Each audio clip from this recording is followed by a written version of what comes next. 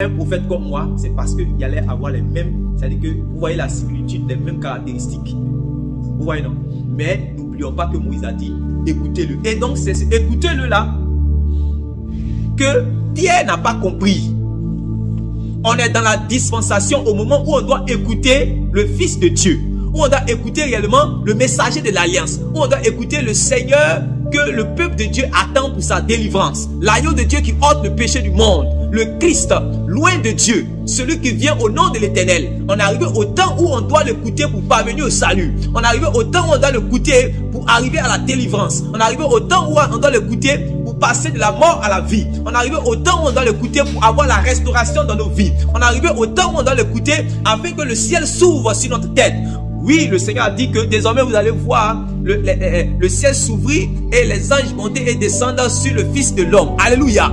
Alléluia. Alléluia. Donc ceux qui vont réellement s'attacher à eux, le ciel va s'ouvrir sur leur vie. C'est en cela que les disciples ont dit, apprends-nous à prier. Il a dit, quand vous priez, dites notre Père, le Père ou le Père dans les cieux. Et si tu arrives à communiquer avec le Père qui est dans les cieux, ça veut dire que les cieux sont ouverts sur ta tête.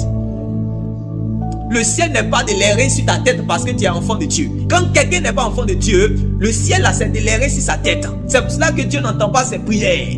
Dieu n'écoute pas la prière des pécheurs. Mais quand quelqu'un devient enfant de Dieu, son statut change. Il n'est plus un pécheur, il devient saint. Et donc, le Père qui est dans les cieux, il peut communiquer avec lui parce que le ciel est ouvert sur lui. Alléluia. Tout ce que vous allez commander sur la terre, tout ce que vous allez délier sur la terre sera délié dans les cieux. Tout ce que vous allez lier sera délié. Vous n'avez pas déjà entendu cela? Vous n'avez pas déjà entendu cela? Donc, on est arrivé maintenant au temps où on doit écouter, on doit écouter ce messager-là pour avoir la vie. Mais c'est en ce temps-là que Pierre va faire l'erreur pour dire qu'il veut s'asseoir. Il veut s'asseoir quoi? Parce que Moïse est là, il va l'écouter. Parce que Élie est là, il va aussi l'écouter. Il veut écouter les trois à la fois. Est-ce que ça peut marcher? C'est comme les branamistes. Vous arrivez dans l'église. Il va commencer à dire, la Bible dit, dès qu'il a fini un passage, la Bible dit, c'est fini. Prenez paragraphe temps. Page ceci. Le frère Branham a dit, le frère Branham a dit, le frère Branham a dit, le frère Branham a dit, le frère Branham a dit. Point. Allez à la maison. Et les gens sont dans la mort spirituelle.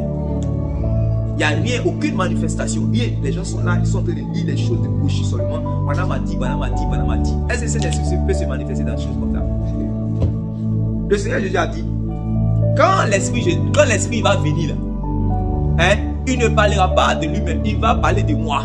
Amen. Il va prendre de ce qui est à moi et il va vous annoncer. C'est-à-dire que le Saint-Esprit ne va pas venir pour parler de lui. Il va venir pour prendre de ce qui est à Jésus, pour annoncer cela réellement au bien-aimé du Seigneur Jésus. Amen. Mais si vous êtes dans une assemblée où on ne fait que faire l'apologie de l'homme, ici même je vais aller même pour parler dans toutes les assemblées. Vous arrivez dans une assemblée où le prédicateur, avant de prêcher, si c'est lui qu'on appelle en griffe le pasteur assistant, il doit faire 20 minutes dans la cour du pasteur principal. Comment le Saint-Esprit va se manifester?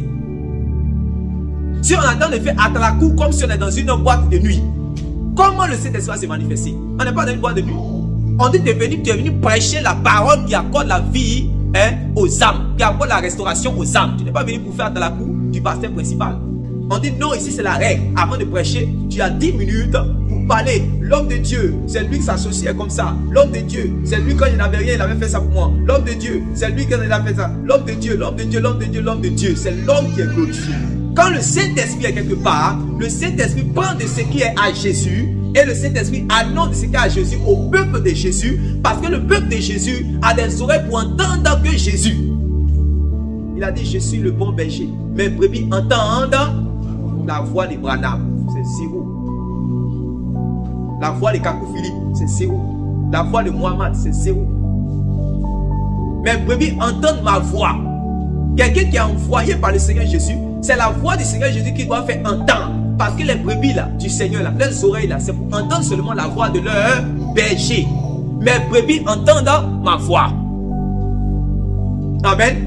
Amen. C'est pour cela qu'aujourd'hui le Saint-Esprit a quitté les assemblées. Parce que les gens sont devenus idolâtres. Ils ont commencé à faire l'apologie des hommes dans les assemblées. Commencez à aller, mon père a dit ceci, mon père a dit ceci, mon père a dit ceci, mon père a dit ceci. Amen. Alors que réellement, les gens, réellement, c'est-à-dire qu'il faut prêcher la parole de Dieu. Il faut parler du Seigneur Jésus-Christ. Amen. Amen. Celui-ci est mon fils bien-aimé en qui j'ai mis toute mon affection. Écoutez-le. Ce n'est pas le temps d'écouter Moïse. Ce n'est pas le temps réellement où on arrive pour écouter Élie. C'est le temps où on doit écouter, on doit écouter qui? Jésus. Hébreux chapitre 1, verset 1 à 2. Écoutez cette parole. Hébreux chapitre 1, verset 1 à 2. Lisez cette parole.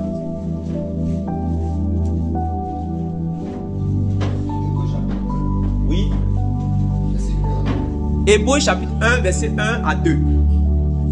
Après avoir autrefois. Écoutez, après avoir autrefois, si vous avez un stylo, vous pouvez souligner autrefois. Autrefois ici veut parler du temps passé, de l'ancienne alliance. Amen. Du temps de la loi.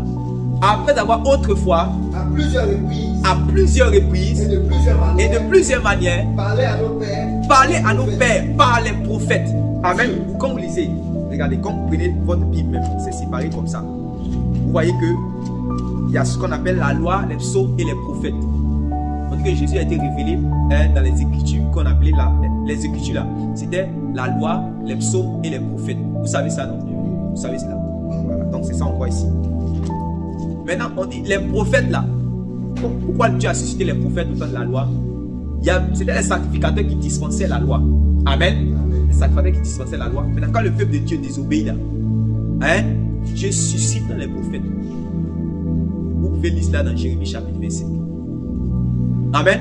J'ai suscité des prophètes. Vous pouvez lire ça aussi dans Matthieu chapitre 23. Amen. Jérusalem, Jérusalem, toi qui tues les prophètes qui se sont envoyés. Donc Dieu envoyait réellement des prophètes pour ramener le peuple de Dieu qui désobéissait à Dieu. Donc c'était le rôle des prophètes. C'est pour cela que toute personne réellement qui s'appelle prophète dans cette génération, mais qui n'a pas réellement cette similitude de ramener le cœur du peuple à Dieu, il n'est pas prophète, quelle que soit l'abondance de ses révélations. Parce que la particularité d'un prophète, c'est d'emmener le cœur du peuple à Dieu. Est-ce que vous me comprenez? Est-ce que vous me comprenez? Lorsqu'il y a l'apostasie, lorsque les gens abandonnent, vous avez vu le rôle que Élie a joué pendant que les gens étaient en train d'adorer les Baals et les Astartés. Il est venu restaurer l'adoration à l'Éternel qui est le Dieu d'Abraham, d'Isaac et de Jacob. C'est ça le rôle des prophètes. Amen. Amen. Lorsque les gens ont commencé, c'est-à-dire que à marcher dans l'idolâtrie, lorsque les gens ont commencé à marcher dans la vanité, lorsque les gens sont dans l'apostasie, lorsque les gens abandonnent les voies de Dieu, lorsque les gens abandonnent la parole de Dieu, c'est en ce moment que Dieu suscite les prophètes pour réveiller ceux qui dorment, pour les emmener à adorer le véritable Dieu, pour marcher dans la sainteté, dans la sanctification et dans la justice de Dieu. Voilà la qualité particulière d'un prophète. Quand quelqu'un n'a pas ça, il peut avoir toutes sortes de miracles et de tout ce qu'il va dire, mais il n'est pas prophète. Est-ce que vous me comprenez?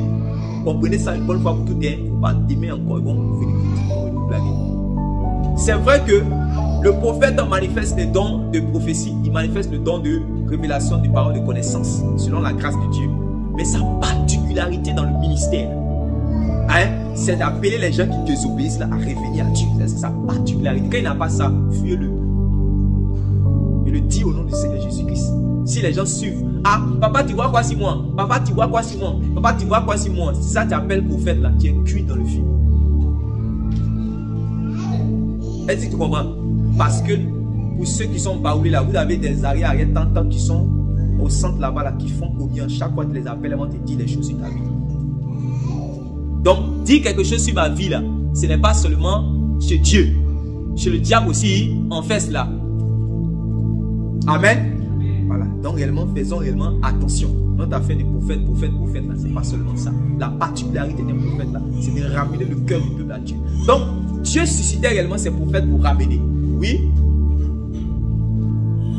Après avoir autrefois, oui, à plusieurs reprises et de plusieurs manières, parlé à nos pères par les prophètes, Dieu, oui, dans ces derniers temps, nous a parlé par le Fils. Voilà.